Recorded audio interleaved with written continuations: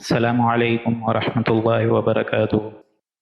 اعوذ باللہ من الشیطان الرجیم، بسم اللہ الرحمن الرحیم۔ وَإِذِ اسْتَسْقَىٰ مُوسَىٰ لِقَوْمِهِ فَقُلْنَا اضْرِب بِّعَصَاكَ الْحَجَرَ فانفجرت منه 12 عينا قد علم كل أناس مشربهم كلوا واشربوا من رزق الله ولا تعثوا في الأرض مفسدين وَإِذْ قُلْتُمْ يَا مُوسَىٰ لَن نَّصْبِرَ عَلَىٰ طَعَامٍ وَاحِدٍ فَادْعُ لَنَا رَبَّكَ يُخْرِجْ لَنَا مِمَّا تُنبِتُ الْأَرْضُ مِن بَقْلِهَا وَقِثَّائِهَا وَفُومِهَا وَعَدَسِهَا وَبَصَلِهَا قال أتستبدلون الذي هو أدنى بالذي هو خير اهبطوا مصرا فإن لكم ما سألتم وضربت عليهم الذلة والمسكنة وباءوا بغضب من الله ذلك بأنهم كانوا يكفرون بآيات الله ويقتلون النبيين بغير الحق ذلك بما عصوا وكانوا يعتدون وَإِذِ اسْتَسْقَىٰ مُوسَىٰ لِقَوْمِهِ فَقُلْنَا اضْرِب بِّعَصَاكَ الْحَجَرَ، اور وہ وقت یاد کرو جب ہم نے حضرت موسیٰ علیہ السلام کو فرمایا کہ جب ان کی قوم نے فرمایا کہ ہمارے لیے پانی کا انتظام کریں۔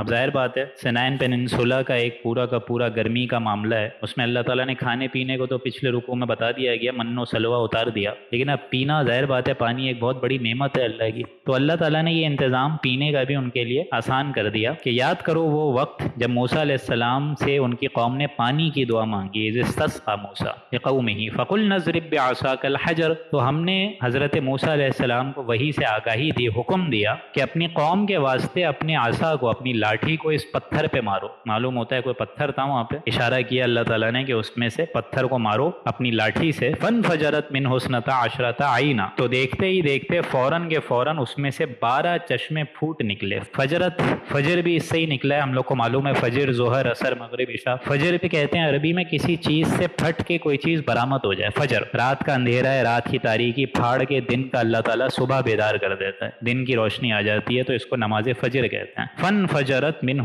12 عینا، اس پتھر میں سے ہی دیکھتے یکا یک 12 کے 12 چشمے پھوٹ پڑے۔ قد علم کل اناس مشربہم، ہر قبیلے نے اپنا گھاٹ معین کر لیا، پہچان لیا، کیونکہ آپ لوگوں کو معلوم ہے اگر 12 قبیلوں کو ایک ہی پانی کا چشمہ اللہ تعالیٰ دے دیتا تو نامعلوم کیا کیا لڑائی اور جھگڑے ہوتے، فساد ہوتے، اس لیے 12 چشمے 12 قبیلے، کیونکہ کہیں پانی پینے پلانے میں جھگڑا ہوتا ہے، کہیں گھوڑا آگے پیچھے کرنے میں جھگڑا ہوتا ہے، طرح طرح کے فسادات۔ کلوا واشربوا من رزق اللہ، اللہ نے کہا آپ کھاؤ پیو، کھانے پینے کے لیے ہم نے تم کو من و سلوہ دے دیا، اور پینے کے لیے رزق میں اللہ تعالیٰ نے تمہارے لیے پانی کے 12 چشمے پھوٹ دیے، تو اللہ کے رزق میں سے، زمین میں سے کھاؤ پیو، من رزق اللہ، اللہ کے رزق کو تلاش کرو، اس میں کھاؤ پیو، ولا تعثوا فی الارض مفسدین، اور تم دیکھو حد سے آگے بڑھنے والے فساد مت کرتے پھرنا زمین میں، ایک تو حد سے آگے مت بڑھنا اور ایک فساد مت کرنا۔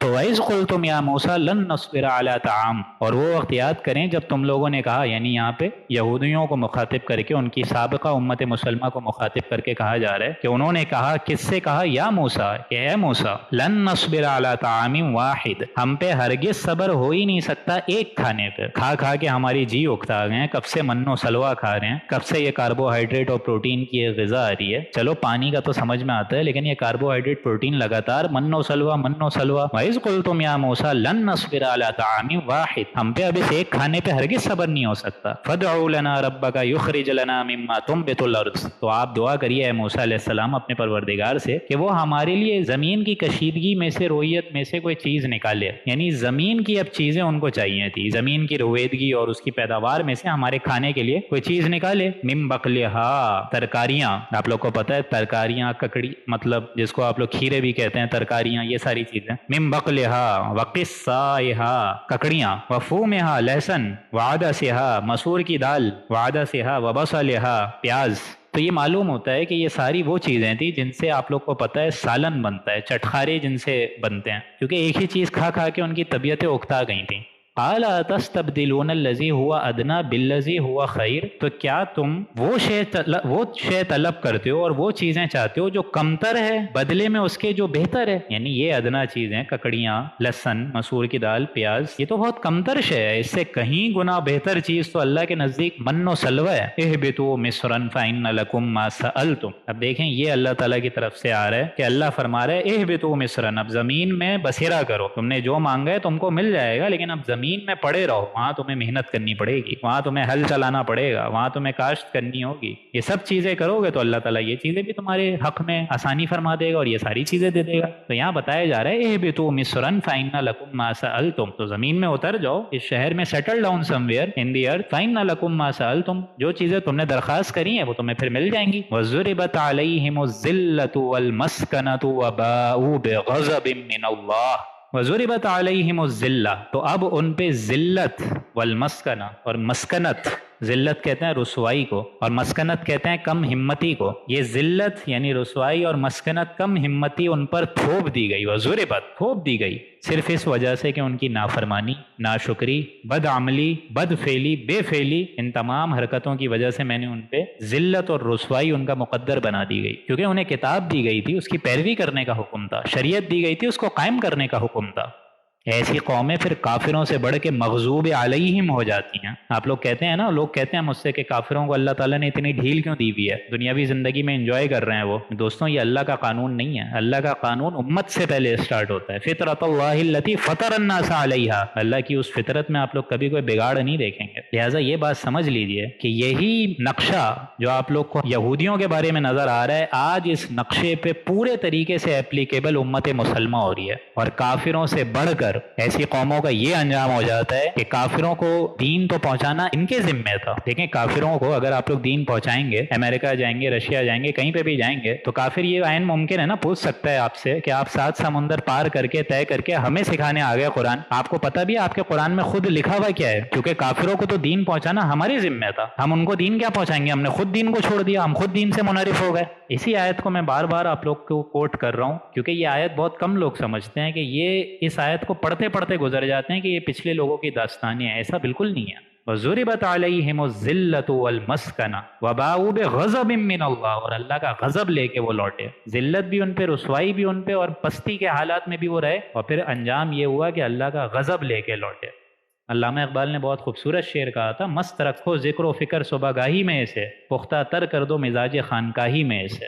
آج مسلمانوں کو موبائل، ٹی وی، انٹرنیٹ کے ذریعے سے ان کا جو اصل مشن ہے اس سے ایک دم گمراہی کے اندھیروں میں ڈال دیا گیا ہے، بھلوا دیا گیا ہے. رمضان ٹرانسمیشن کے نام سے آپ لوگ کو معلوم ہے کیا کیا بےہودگی ہو رہی ہے. ان علماء کو رمضان کا مطلب تک نہیں پتا اور آج امت مسلمہ کو یہ چند پیسوں پہ نچوا رہے ہیں. ایسے ایسے ٹی وی شوز آ گئے ہیں، گیم شوز آ گئے ہیں جس پہ ایک فریج اور ایک ٹی وی جیسے حقیر چیز کے حصول کے لیے امت مسلمہ کو نچوایا جا رہا ہے. تو اندازہ لگا لیجئے کہ وہ قوم جو اللہ تعالیٰ کی غضب کا مستحق بنتی ہے وہ ایسے نہیں بنتی، اس کے اندر بگاڑ آتا ہے. اور آپ لوگ یہ سوچیں نا کہ اس سے پہلے آپ لوگوں نے قصہ آدم اور ابلیس پڑھا ہے، فرشتوں کو جو جھکایا ہے حضرت آدم علیہ السلام کے سامنے. آپ کو نہیں لگتا، مجھے تو لگتا ہے کہ وہ فرشتے شکوہ کرتے ہوں گے کہ یا اللہ تعالیٰ تو نے کس انسان کے آگے ہمیں جھکایا ہے، یہ تو معمولی کیریئر پہ، معمولی پیسے اور رشوت پہ اپنا دین فروخت کر دیں.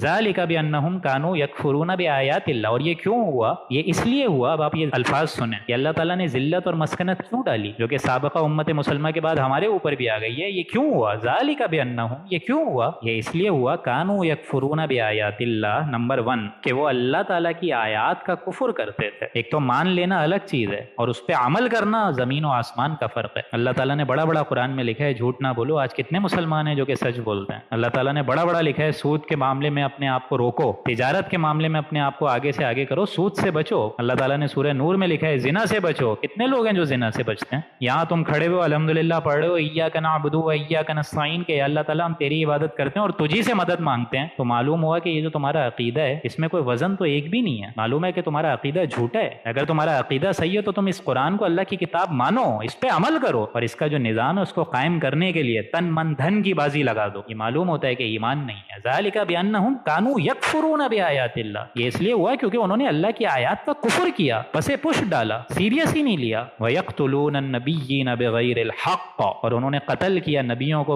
حق جاننے کے باوجود, ناحق ان کو قتل کیا. اور یہی معاملہ ہمارا بھی ہے. حضور نے کہا تھا نا کہ حدیث سے ثابت ہے کہ میری امت وہ تمام حرکت کرے گی جو بنی اسرائیل نے کی. اب معلوم ہوا ہے کہ وہاں وہ نبیوں کو قتل کرتے تھے, ہمارے معاملے میں اب نبی تو کوئی آئے گا نہیں. حضور نے فرمایا لا نبی بعد, میرے بعد کوئی نبی نہیں ہے. لیکن بہرحال ان کے یہاں نبی تھے, ہمارے یہاں کون ہے؟ ہمارے یہاں علماء دین. جو حشر انہوں نے نبیوں کے ساتھ کرا وہی حشر امت مسلمان نے اپنے ایمان والوں علماء کے ساتھ کرا. مجددین کافی امت میں ایسے ایسے پیدا ہوئے جن کو جیلوں میں ٹہلایا گیا, جیلوں میں دوڑایا گیا, گلیوں میں دوڑایا گیا, اور ایسی گندی مار پڑی ہے. امام احمد ابن حنبل کے بارے میں آتا ہے کہ وہ مار ان کو پڑی ہے کہ جو ہاتھیوں کو بھی پڑتی تو وہ بلبلا جاتے. امام ابو حنیفہ جیل میں انتقال کیا, شیخ احمد جیل میں انتقال کیا. اسی طریقے سے کافی علماء ان کو منہ کالا کر کے گلیوں میں دوڑایا گیا, خود مسلمانوں نے دوڑایا گیا. سید احمد بہت بڑے علماء, ان کو خود مسلمانوں نے نکلوایا ہے, خود مسلمانوں نے پکڑوایا ہے. تو جو حال انہوں نے اپنے علماء کے ساتھ کرا, اپنے نبیوں کے ساتھ کرا, آج ہم لوگوں نے امت میں اپنے علماء کے ساتھ کرا. کیونکہ اب نبی تو کوئی آئے گا نہیں, مجددین اور علماء حق سے اب یہ دنیا رہے گی. حضور فرماتے تھے کہ میری امت میں لگاتار مجددین اور علماء ایسے اٹھتے رہیں گے جو کہ قرآن کا راستہ دکھاتے رہیں گے, جو کہ یہ تعصبات اور یہ عصبیت اور لسانیت سے بڑھ کے سوچیں گے, قرآن کا راستہ دکھائیں گے. لیکن میری امت وہی حشر کرے گی پھر ان کے ساتھ. ذالک بما عصوا وکانوا یعتدون, اور یہ ہوا اس وجہ سے کہ انہوں نے اطاعت نہ کری اور وہ اطاعت سے نکل گئے. ذالک بما عصوا وکانوا یعتدون,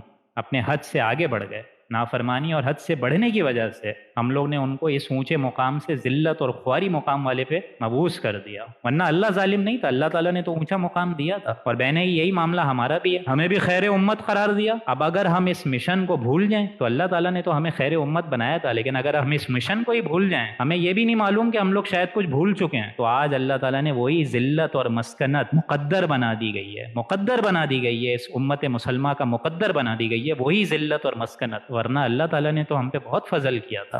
حضور صلی اللہ علیہ وسلم کہتے تھے کہ کوئی نبی جنت میں نہیں جائے گا جب تک میں نہ جاؤں, اور کوئی امت نہیں جائے گی جنت میں جب تک میری امت نہ چلے جائے. لیکن اللہ کا عدل و قانون دوستوں یاد رکھیں بے لاگ ہے. وہ کسی امت, کسی فرد, کسی امت ٹو امت چینج نہیں ہوتا. ہم خود تراشتے ہیں منازل کے سنگ میل, ہم وہ نہ تھے جس کو زمانہ بنا گیا. اللہ کے فضل و کرم سے ہمارا 7واں رکوع بھی اپنے اختتام پہ پہنچا.